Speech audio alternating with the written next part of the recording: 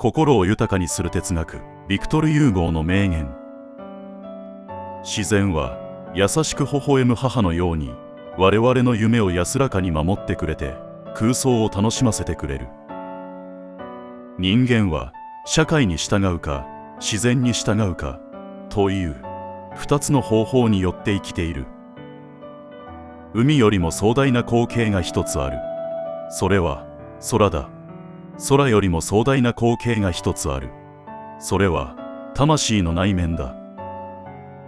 心の中に花を咲かせなさい。美はただ一つの型しか持たないが、醜さには千の型がある。美を愛することは光を見ることである。真理は太陽に似ている。真理はすべてを見えるようにする。しかし真理自体を見つめることはできない。